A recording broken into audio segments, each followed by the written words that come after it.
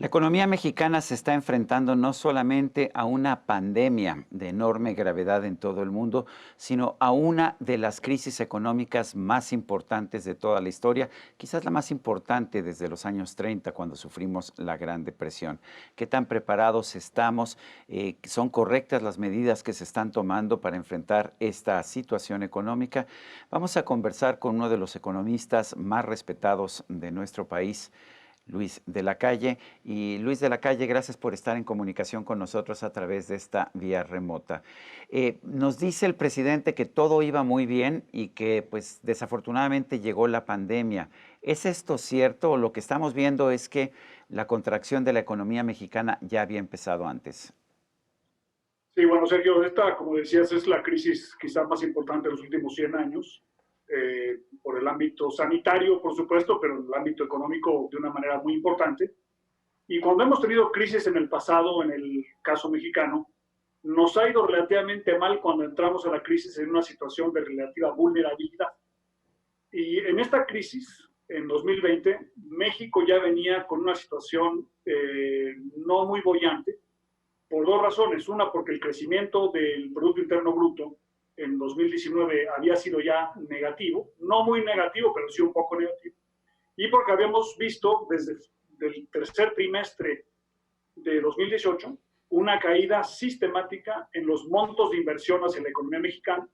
Y eso hace que lleguemos a la crisis 2020 en una situación de relativa vulnerabilidad comparado con otras crisis en el pasado. Entonces, a la crisis muy seria del coronavirus se añade, en la parte económica, se añade el hecho de que ya veníamos desacelerándonos y sin inversión desde finales de 2018. Luis, a mucha gente le ha sorprendido la decisión del presidente López Obrador, un presidente que se ha considerado de izquierda, de no tener medidas contracíclicas. Dice él que son medidas neoliberales, a pesar de que al mismo tiempo le rinde un homenaje a Franklin D. Roosevelt, porque dice que fue un presidente realmente cercano al pueblo.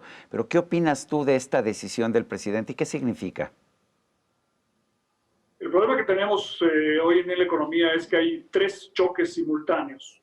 Hay un choque de oferta, porque la economía está cerrada, hemos cerrado las cadenas productivas, los hoteles, los restaurantes, las fábricas y un gran etcétera. Hay un choque de demanda, porque hay un colapso en la demanda en el consumo y también en la inversión, y al mismo tiempo hay un incremento importante en el riesgo. Entonces, digamos, los paquetes tradicionales para salir de una crisis no son necesariamente los mejores cuando tienes estos tres choques simultáneos.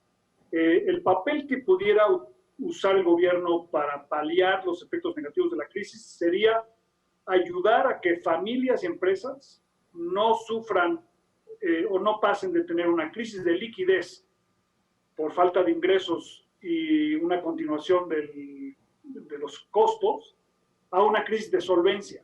Porque si al final del túnel muchas empresas, muchas familias han quebrado, pues la recuperación de la economía va a ser más lenta. Entonces el gobierno mexicano ha tomado una política económica que sería clasificada en todo el mundo como muy conservadora y no como una política, digamos, activa de apoyo a las empresas y a las familias.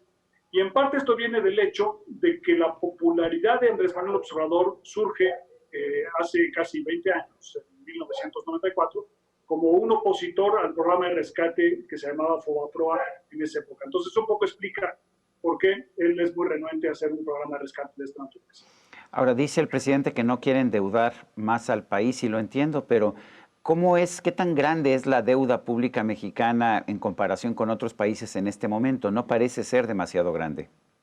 Bueno, México tenía una deuda comparada con el PIB en 2019 de 46%, y este año, en 2020, vamos a estar arriba del 51, 52%, a pesar de que el programa del gobierno no sea muy ambicioso, porque no se va a poder contener el gasto, sobre todo el gasto en salud y en otros rubros, y por otro lado, porque se va a colapsar la recaudación ante la menor inversión, el menor consumo, los menores ingresos de familias y empresas, va a haber menor recaudación inevitablemente.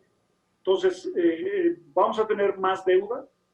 La pregunta es, ¿cuál es el nivel sostenible de deuda? O sea, uno podría estar 100% de acuerdo con el presidente que una deuda excesiva no es buena para la economía mexicana, pero podíamos haber diseñado un programa de alivio para que la crisis de liquidez no sea de solvencia, y eso implica, por supuesto, recursos públicos, pero con una promesa de regresar a tener equilibrio fiscal posteriormente después de la crisis. Entonces, creo que el presidente podría haber dicho en el mediano y largo plazo vamos a tener finanzas públicas sanas y hacer un compromiso para que así se diera. Tendrá suerte que los operadores económicos supieran que México va a tener una política relativamente conservadora. Respecto al que si estamos muy endeudados o no, comparado con países desarrollados, estamos relativamente no muy endeudados, pero comparados con la recaudación en México, que es 13% del PIB, y con las tasas de interés que tiene que pagar México, alrededor del 5%, México está relativamente endeudado. Si pagáramos 0% o 1%, como Japón, que paga incluso negativo, o Estados Unidos, pues podríamos tener deuda sobre el PIB del 100%, sobre todo si la recaudación como proporción del PIB también fuera mayor. Pero en México tenemos estas dos debilidades estructurales, una tasa de interés relativamente alta y relativa poca recaudación como porcentaje de la economía. Vimos en abril, y no sorprendió a nadie, un desplome tanto de las exportaciones como de las importaciones. ¿Qué tanto afecta esto a la economía de nuestro país? Mucho. Es la caída más grande de la historia de México, menos 40% en el mes de abril. Mayo puede ser incluso peor. Comparado con 2009, donde tuvimos la economía de Estados Unidos cerrada por 3 semanas por la crisis que hubo en esa época, la caída fue de menos 30% en el mes que cayó más. Entonces, una caída de 40% es muy seria. Las exportaciones representan para México 33%, 34% de la riqueza nacional en términos de la creación de riqueza cada mes. Y por lo tanto, una caída del 40% pues es muy significativa para México. Lo único que estaba creciendo de una manera constante en 2019 eran precisamente las exportaciones, y en 2020 vamos a tener una caída muy grande, por lo que se puede predecir con cierta confianza de que la economía mexicana va a tener una caída muy significativa en su nivel de producción y de ingreso en 2020, no solamente por el colapso de la demanda interna, sino el colapso de la demanda externa reflejada en las exportaciones. Es una cosa muy seria. Ahora, Luis, si vemos hacia el futuro, México parecería tener una oportunidad. El gobierno de Estados Unidos está peleando con China todo el tiempo. China no va a ser un proveedor confiable de las empresas de Estados Unidos en el futuro inmediato. ¿No sería esto una gran oportunidad para el vecino de los Estados Unidos? ¿Cómo ves las posibilidades de que México pueda tomar esta oportunidad? Es una gran oportunidad ya hoy en día, pero para que podamos capturar esta oportunidad, que es de dimensiones, por cierto, históricas, México tendría que estar haciendo 5 cosas. La primera es coordinar los sectores esenciales entre México, Estados Unidos y Canadá. O sea, no podemos tener un conjunto de sectores esenciales que sí funcionan en México, que sea distinto al de Estados Unidos, porque las economías están integradas. En segundo lugar, necesitamos hacer un compromiso para tener excelencia logística. Eso implica cruce fronterizo, ferrocarriles, aeropuertos, puertos, carreteras, etc. Necesitamos tener un compromiso también de que en México haya energía barata. Es muy importante que nos veamos como consumidores de energía y no solamente como productores de energía. Lo que va a hacer a México competitivo es que la energía eléctrica, la energía de hidrocarburos y las renovables sean competitivas en el país para poder atraer la industria en México. Necesitamos también apostar a favor de la tecnología, porque hay que recordar que la disputa entre China y Estados Unidos no es por el déficit, es por el liderazgo tecnológico en el mundo, y México puede contribuir al desarrollo tecnológico por el capital humano, el número de ingenieros que podemos graduar, la enorme capacidad y la creatividad que tiene el mexicano.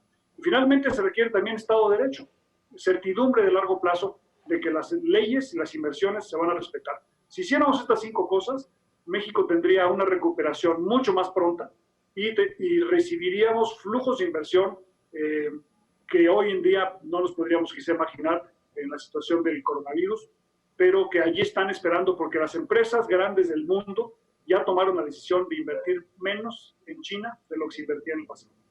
El periódico Financial Times de Londres ofrecía un artículo hace unos días en el que señalaba la preocupación de los inversionistas ante la poca estabilidad de las reglas que se están aplicando a la inversión en nuestro país. ¿Qué opinas? Bueno, ese es un poco el punto sobre la certidumbre que se requiere en la economía para poder crecer. O sea, si nosotros necesitamos apostar, uno, porque haya más inversión, ¿no? Sobre todo cuando hay poca. Dos, porque la inversión sea de un horizonte de largo plazo y por lo tanto que permita incrementar la productividad y permita concentrarse en sectores que tienen un alto valor agregado para poder pagar buenos salarios. Todo eso requiere certidumbre de largo plazo. Si yo voy a hacer una inversión de $1,000 millones en un sector, necesito saber que las reglas bajo las que invertí en ese sector van a ser respetadas durante la vida útil de la inversión y no solamente al principio. Porque si en 2 o 3 años me cambian las reglas, obviamente la inversión que yo hubiera hecho, pues no valió la pena hacerla, y por lo tanto, si hay incertidumbre sobre las reglas futuras, la inversión va a ser mucho menor. Si en México tuviéramos Estado de Derecho, estaremos recibiendo 3 veces la cantidad de inversión que se recibe anualmente, que es alrededor de 35,000 millones de pesos. Pemex fue durante mucho tiempo uno de los baluartes de la economía mexicana. Hoy nos dicen que es un lastre. ¿Qué opinas? Es un lastre para las finanzas públicas. Pemex fue durante un largo tiempo el principal contribuyente a las finanzas públicas del país. Ya no lo es. Tampoco contribuye de una manera muy importante a las exportaciones ni a la competitividad de México. Y además Pemex, de hecho, el sector de hidrocarburos completo es demasiado pequeño para ser el motor de la economía mexicana. Entonces, esta idea que tiene incluso a veces el presidente de la República de que podemos descansar en el petróleo como el motor de la economía mexicana, no es realista comparado con el tamaño de la economía y comparado con el dinamismo de la economía mundial. El motor de las economías hoy en día es el conocimiento.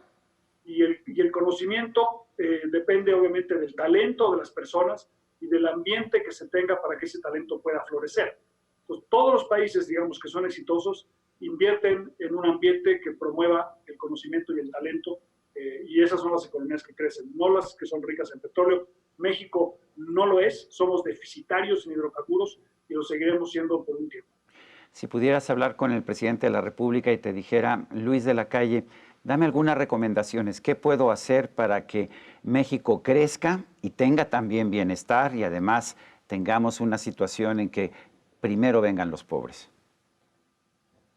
Yo creo que el presidente tiene objetivos de política económica que son no solamente loables, sino que son necesarios. En México necesitamos un país que sea más equitativo y que brinde oportunidades a todos. La clave para México es incorporar a los actores, a los sectores, a las regiones, a los segmentos de la población que han estado fuera de la economía moderna, incorporarlos a la economía moderna, porque el país va a crecer más cuando tengamos más participación de más sectores, más personas y más regiones del país a la economía moderna. Y creer en la gente. Cuando uno lee los ensayos que ahora escribe el presidente porque no puede viajar y al no viajar se dedica a escribir en Palacio Nacional o mandar videos, uno entiende un poco su filosofía, y su filosofía parece descansar en esta idea de que la oportunidad es azarosa, que depende de la suerte, que solamente algunos pueden tener éxito.